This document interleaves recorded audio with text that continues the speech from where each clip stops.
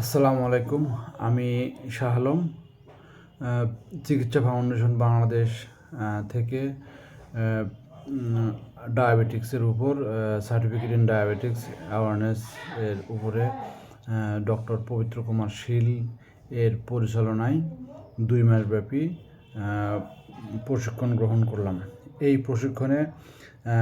প্রশিক্ষণটি অত্যন্ত সুন্দর এবং ভালো হয়েছে স্যারের পরিচালনায়, এবং এই প্রশিক্ষণে আমরা কিছু নতুন বিষয় শিখতে পেরেছি। ডায়াবেটিক কিটো অ্যাসিডোসিস, হাইপার অসমোলার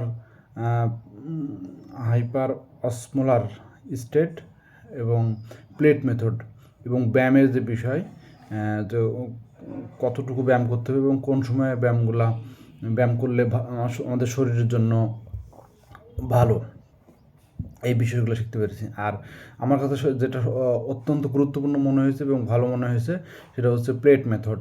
একটি প্লেটে কতটুকু কোন ধরনের খাবার থাকতে হবে, এই বিষয়টা আগে আমার ওরকমভাবে জানা ছিল না, এবারে আরও ভালোভাবে জানতে পেরেছি। প্লেট মেথডের মধ্যে আছে একটা প্লেটে কতটুকু কোন ধরনের খাবার থাকতে হবে।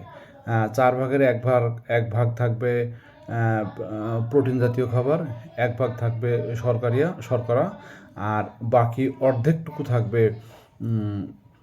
সবজি জাতীয় খাবার। তো এই খাবার গ্রহণ করলে পরে শরীরে বা রক্তে গ্লুকোজের মাত্রা সেরকমভাবে বাড়ার সুযোগ থাকে না।